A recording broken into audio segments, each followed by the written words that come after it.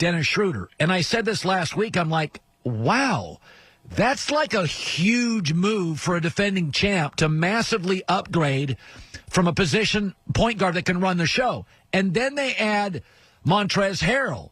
And Marc Gasol is a very good low-post defender. And I wake up this morning and I think to myself, does everybody understand that the defending champs got significantly better over the weekend? Am I hyperbolic here? No. Did you see the same thing? You're not hyperbolic at all, and it's great to talk to you as always, Colin. They are the massive favorites. They were the favorites before free agency. Now you have to ask yourself if you could have them or the field. Would you rather have the Lakers or all 29 other teams? I think they're the favorites against the field. Here's the story for LeBron James teams the last decade. Can you survive the 6 to 10 minutes a game he's off the court? If the answer to that question is yes, you win the title. And this team not only can survive those minutes, but I think they can win those minutes. Yeah. Right now, Colin, Kyle Kuzma is their 10th man. They address all of the needs. And the other element is this. Teams in the West got better, but the contenders in the West didn't get better. The Nuggets lost Jeremy Grant. The Clippers got no better. The Warriors, unfortunately, lost Clay. The Rockets are, who knows who's going to be on the Rockets. The Jazz stood pat. So, the Suns got better, right? The Timberwolves got better out west. But those teams aren't competing. The contenders that got better are all in the East. Milwaukee got better. Brooklyn's going to be way better. The Sixers are going to be better. The Celtics, I don't think they got better. And the Heat got a little bit better. The one major loss the Lakers had, Colin, is Avery Bradley. And with respect to Avery, they won the title without him. I mean, I don't blame him for not being in the bubble, but there's no question about can they win without him? Well, they did. So, yeah, it was a masterful offseason by Rob Pelinka.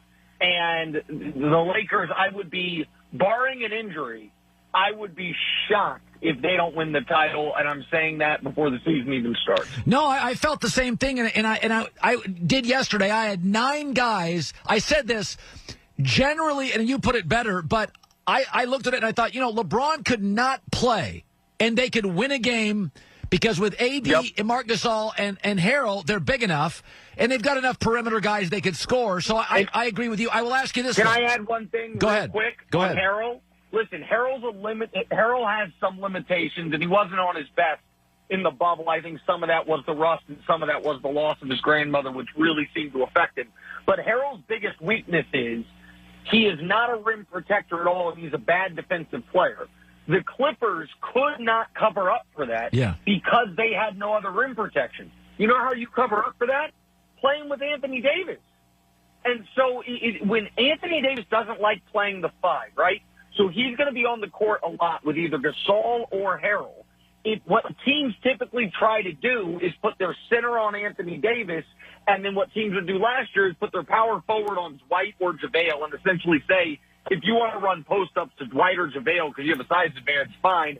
If that's not an efficient possession. Montrezl Harrell will eat that alive against an undersized power forward. So he fits with the Lakers more than he fit with the Clippers, given how the team's built. Nick Wright joining us. So it's easy to blame Brady for the picks, but I'm going to throw something at you. Awful. Yeah. Okay. Yep. So Carson Palmer, career high in interceptions. Bruce Arians is coach. Jameis, career high in interceptions. Arians is coach. Andrew Luck, career high in interceptions. Arians is coach. Brady's on pace for 15 interceptions, career high. Arians is coach. As the McVays and the LaFleurs and the young coaches have come into this league, the old school, no biscuit, risk it, over the top, low percentage throws, it's not as quarterback friendly in 2020 as people think. And Brady is being asked at 43 to throw the ball deep behind a hit and miss offensive line. Is that Arians is more responsible for this than Brady? Yeah, I mean, I definitely make that case if I was a dyed-in-the-wool Brady apologist. So, yeah, that's all you've got left at this point. Here's the reality, Colin. If you have a pass rush, the Bucs offense can't function. If there's no pass rush, they can look amazing. Watch the Panther game. Watch the Raider game, the second half in particular. If you cannot create pressure, Brady looks like he's 33, not 43.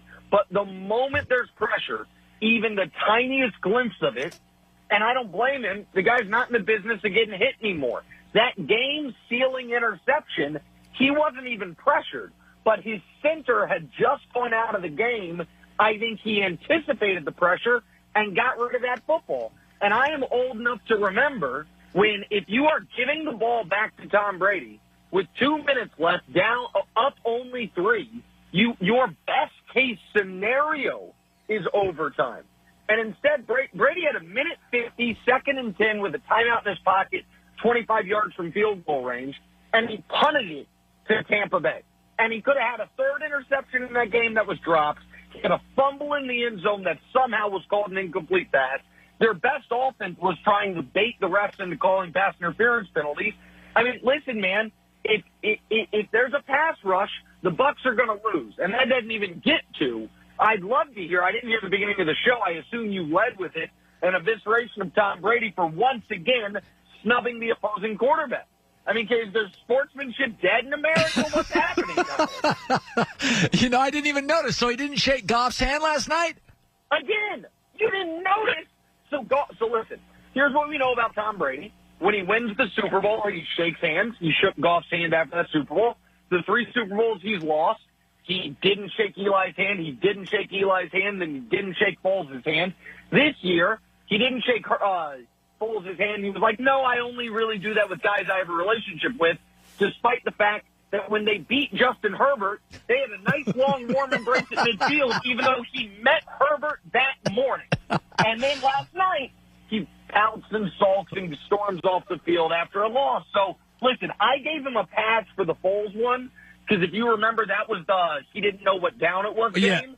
So in Brady's defense, he thought it was halftime. So he's going in the locker room like, oh, damn, I forgot. Last night, I don't know how you give him a pass for it. But, nobody asked him about it because the media is a bunch of Colin Cowherd that just love him so much. God forbid he asks him tough questions. So maybe we'll find an answer at some point. Nick Wright joining us. Hey, by the way, so I like Wentz more than you, and I support Lamar more than America. But I was thinking this morning that with Lamar and Wentz, it's not that they lack talent. With Wentz, he's too damn reckless.